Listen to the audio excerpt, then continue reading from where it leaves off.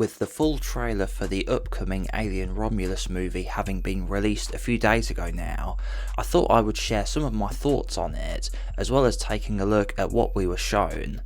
It was a fairly well done trailer in my opinion, as it gave us just enough glimpses of what we can expect to see in the finished movie, but not too much as to make me feel like I've already seen the film and know what's going to happen before it even releases. A good blend, I would say. First off though, I just want to apologise for it taking me longer than I would have liked to get this video out, but on the day it dropped I was visiting family, and then after that I was at work for 4 days straight, so I've only just now got a bit of free time to do it.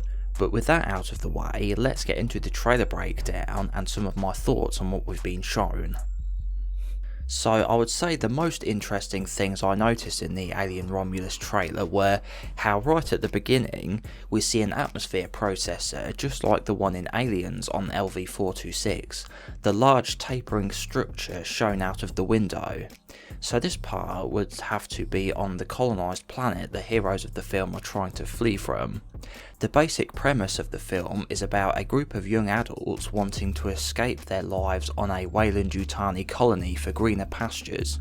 Fede Alvarez has stated before his inspiration for the story comes from the scene in the director's cut of Aliens where we see the colonists before it's overrun by the xenomorphs, and he said it made him wonder what would life be like for those kids growing up in a place like that. We have one of those ventilation doors like in the first film. There does look to be a lot of details like this which harken back to the first movie, so it depends on whether or not you like member berries. If it's too much I find it cringe, so hopefully they don't overdo it. There's a shot with that blue mist layer from the first film which blanketed the alien eggs. We see that bald girl who gets facehugged on the teaser shining some sort of X-ray light through herself, and we see a chestburster breaking its way out. I did find this interesting, and it kind of reminded me of that part in Total Recall. Next, there are some facehuggers being kept in some sort of containment area, as if they are being kept dormant like they would be inside the eggs but done artificially. So I do wonder if these are some kind of cloned or reverse engineered xenomorphs, which would be like in the last movie, Alien Covenant, so perhaps there is a connection there. Something I thought looked really cool and caught my interest was where we see a close-up of the alien's hands, but the way they unfurl is really weird, like as if you curled up your fingers, but the joint where they attach to your hands, they fold back over the backs of your hands. A detail I think is a really good fit for the xenomorph actually, and does remind me of the first movie where they wanted the alien to have traits and behaviours that were actually odd and alien, you could say. Things they experimented with, like the crab walking scene, and it doing other weird stuff like that, which is something I really like a lot. It's a small thing, but I like when the alien is portrayed as being otherworldly and acting weird and disturbing. I think after the first film they lent too heavily into them having parallels with insects. In this one part that's a split second long, literally blink and you'll miss it, but there's an asteroid looking object being brought through a force field into the ship, but if you pause and zoom in and increase the brightness, it actually looks organic. So if you've seen my video discussing the possibility of the original alien from the first film returning, I think this looks like that alien cocooned itself when it got blasted into space, and this is it being found in this movie. The original font reveal from the first movie is used as well as part of the tagline, "In space no one can hear you scream," but here it goes, "In space no one can hear you," and then it says alien.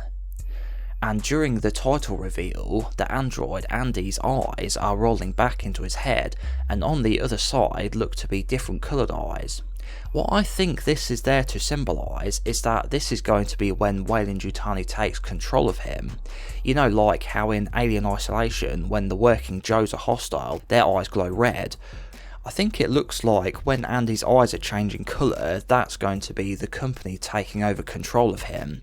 So is there a chance he could maybe play a dual role of hero and bad guy during the film?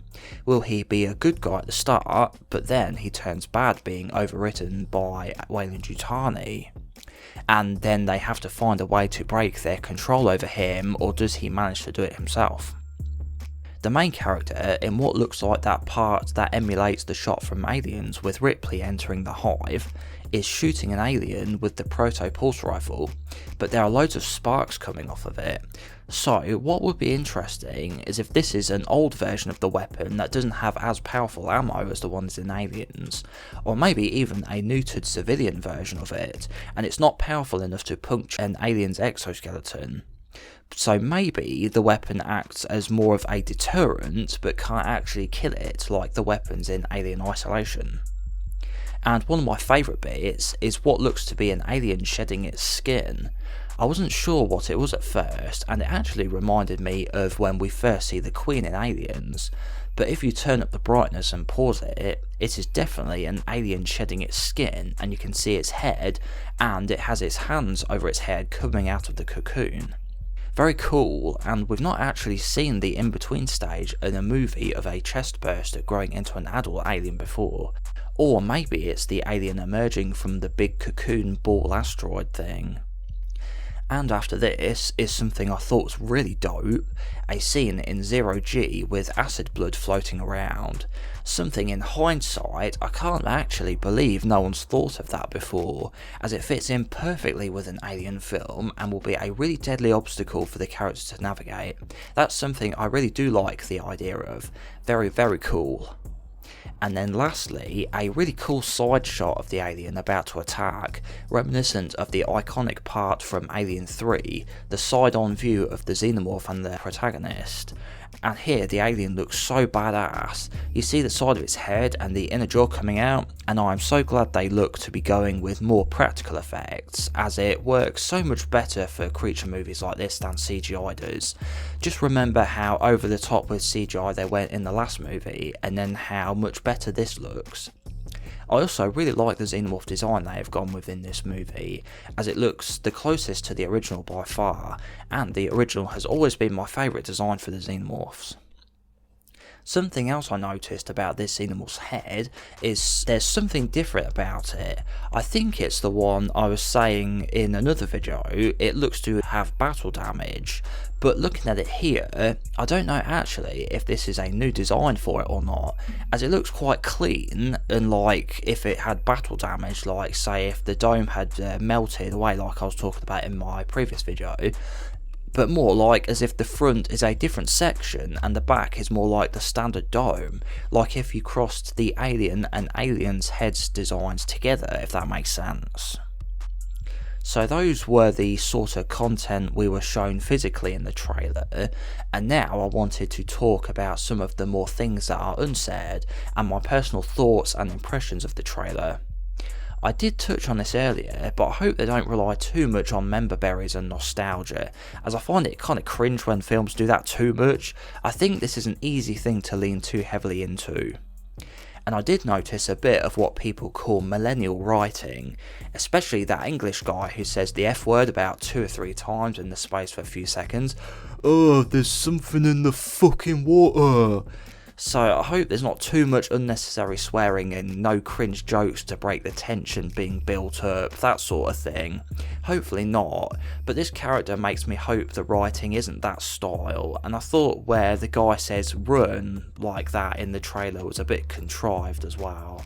Judging by the actors, I feel they aren't going to be very likeable or memorable, and they'll just be uninteresting and blend together. Think Alien Covenant or Alien 3, where you can barely tell the characters apart and you don't remember any of their names. So it's still early, but I would predict the human characters and maybe the story itself may not be that good, but I think the creature design and action sequences are what will be the best parts of the film. As I said before, I very much do like the look of the Xenomorphs themselves in this film from what I've seen so far. I did do a poll recently and the results were overwhelmingly positive, and it looks like the majority of you are very much looking forward to the movie. Make sure to share your thoughts in the comments and leave a like on the video, as that helps me out with YouTube's algorithm and helps get the videos recommended for more people. Thanks for watching, and I'll see you next time.